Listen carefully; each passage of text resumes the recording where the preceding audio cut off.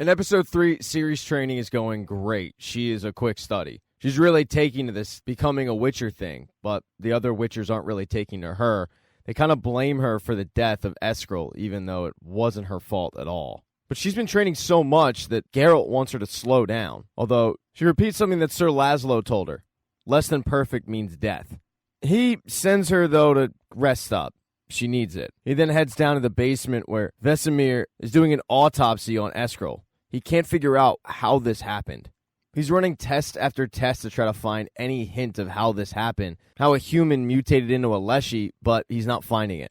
Geralt finally convinces Vesemir to take Eskril's body and put it in the cave with the wolves, which is their ceremony when someone dies.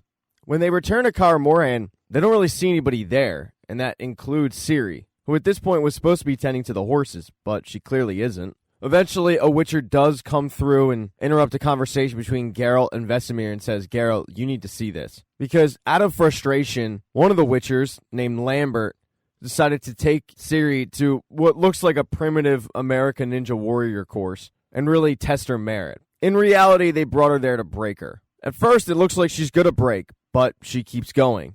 She's bleeding, she's battered, she's bruised, but she's fighting on. And when Geralt finally shows up, she's at one of the last stages of this obstacle course. But when it comes time to stick the landing, she fails. Geralt walks up to her and says, so close. And then he escorts her back in to Kaer Morhen. He has to explain to her that when Witchers get beat up, it's easier for them to recuperate. She doesn't have that luxury. They get into an argument about how much she's training, where eventually she storms out of the room. Geralt looks around and he sees something poking out of the wall, and when he grabs it, he's noticed that she's tucked away her cloak from Cintra. He waits a little bit and walks up, interrupting a training session, of course, and he asks her, that strange feeling that you get, like someone's coming after you. Describe it to me. And she says, it's like I'm being pulled towards something. He asks her, if you were to follow that feeling, where would it take you? And she thinks about it, and the vision she gets is in the forest. So that's exactly where they go. As they're walking towards this feeling she gets, she asks Geralt, why me? And he tells her that he was at her parents' wedding, and he saw her mother exhibit uncontrolled magical power. He thinks that she has that. They continue to walk, and eventually they come across the Leshy without a hand. It's the same Leshy that Eskel killed, or so he thought. It starts to attack them, but mainly going after Ciri, until the Leshy is killed by a bigger monster that Geralt does not recognize, he's never seen before. And that's when he tells Ciri, run. She does. She runs right to the face of a cliff, hiding, until eventually that monster kind of corners her. Now, luckily, Geralt jumps off this cliff, stabbing it and cutting its head off. He then takes the head back to Kaer Morhen. Now, over with Francesca and Frangilla, they've overtaken Cintra. They've made it a safe haven for elves. Francesca is still following the prophet she heard in the hut. She believes that this is the right move. Although Phil Evangel is concerned because he's heard word that the North has completely turned against them. He knows that that's bad news. They could be in danger. But Francesca just doesn't believe it because that wasn't what she was told in the hut. Frangilla followed Francesca to Cintra. But some of the Nilfgaard soldiers aren't fond of following Frangilla. Francesca actually interrupts a conversation between Frangilla and a frustrated Nilfgaardian soldier, and she pulls Frangilla into a separate room, and they talk about the visions they've had. Francesca tells her that in the cabin, she was told by somebody masquerading as Ithilien to come to Cintra in order to find Dol Plathana. Frangilla tells her that she was told by someone masquerading as Emir to bring Francesca there to fight against the people that have wronged them. So they both know that they've probably been played, but they also know that they probably should work together. Frangilla tells Francesca, the Deathless Mother may have brought us together, but you can trust me. Francesca's fine with that, but she does tell Frangilla, I want a home for my people, and I want a place for our future to begin. And that's when she shows Frangilla that she is indeed about 6 months pregnant. Now, the elves and Nilfgaard overtaking Cintra is a big deal, especially in Aretuza. The council gets together, and they start talking about what they should do. They even call Istrid in to make a statement. After all, he wasn't a Nilfgaardian dig site, but he tells them he found no indication of their plan of attack. But the council is completely split. There are the people that are saying, we told you so, and then there are the people that are saying, we couldn't have known. Vilgefortz tells the group that the Northern Kings are coming for Memorial, and they're going to need answers. And Tissaia brings up the fact that the Nilfgaardian prisoner they have hasn't given them anything because there's a magical barrier in his head. Everybody kind of looks at Istrid for some insight on this, but he tells them, I wasn't there to study Nilfgaard. I was there to study monoliths, which, by the way, they hold the history of this continent, but I also think they hold our future as well. Everybody then gets into an argument about the elves heading to Sintra and if they're an enemy or not. Someone like Stregaborn believes that they are, in fact, dangerous. Tissaia, however, completely disagrees. Stregaborn says, if we don't control this, we're going to be bearing a lot more than 14 mages. And that's when you hear someone say 13, because Yennefer has returned to Artuza. Tissaia is so relieved to see Yennefer, because she was really broken up with the idea that Yennefer had passed away. Tissaia alone, she asks, what was going on in there? And Tissaia says, everything's pretty contentious right now. Artorius is stressed out because he can feel his leadership just slipping away. Stregobor is desperate, and that makes him dangerous. Tissaia then gets serious with her for a second, saying, your actions at Sodden Hill turn the tide, and so many of us know that you're the hero, but we need to let Vilgefortz carry the mantle of victory for now. Because of that, I need you to lay low. And Yennefer figures out that the reason she needs to lay low is because Tissaia and Vilgefortz are making a play for the seats of power. So she goes down to the pond where her friends were turned into eels, and she starts trying to conjure magic, but it's not working. She gets caught by a bunch of the other mages, including Marigold. She's thrilled to see them, they're thrilled to see her, and they start getting caught up. Marigold won't go for a soak, though, and when she gets Yennefer alone, she tells her that back in Sodden, she got burned up pretty good. She was screaming, and Yennefer walked right by her. And she's not mad at Yennefer.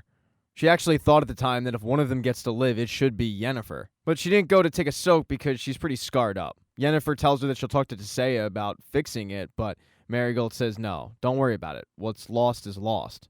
As those two were getting caught up downstairs, upstairs, Stregobor is trying to convince more people that elves are dangerous. He brings up an ancient story of somebody called Falca. And the description of Falca really fits the description of Yennefer. She was powerful, she was bitter, she was quarter elf, and eventually she slaughtered kings, queens, priests, common folk, everybody. This one mage killed a ton of people in Redania and Temeria. But this fear-mongering gets interrupted when Istrid walks in and says, Falca was trying to rightfully recover her throne. Stregobor says, you weren't there. They then start arguing about the similarities between Falca and Yennefer. And Stregobor does have some credibility because he was actually there. He tells the group, if we allow Tissaia and Vilgefortz to take charge of our council, we're going to allow our power to be diluted by elven blood. Istrid, however, says Yennefer would never do what Falca did. And Stregobor says King Vridank was pretty sure of his sweet daughter Falca too, and look how that turned out. Now back downstairs with Yen, she's trying to keep a low profile.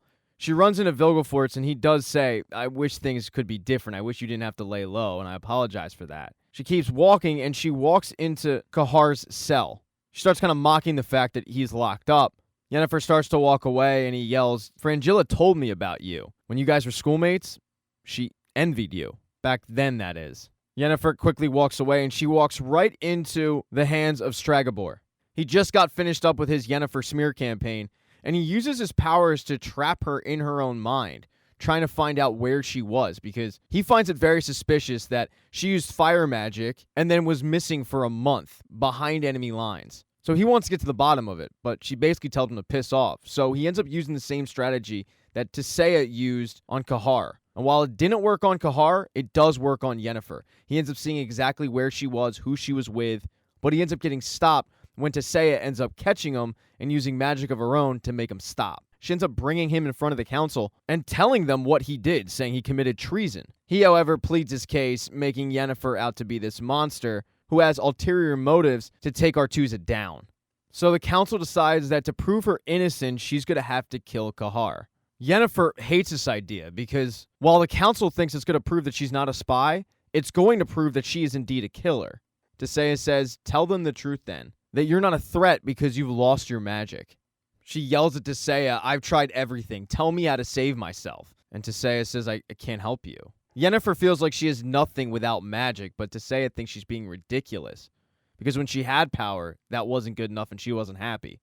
That night, she tries to sneak out, but she ends up getting caught by Istrid. Istrid's not going to rat her out. He actually tells her that he lied to the council. He heard Nilfgaardian soldiers, and he's planning on leaving for Sintra the next day to help elves who are migrating there. She, however, blames Istrid for putting her in this situation where she's going to have to kill Kahar to prove her innocence. She tries to walk away, but Istrid grabs her and says Stregobor has spies stationed in towers outside.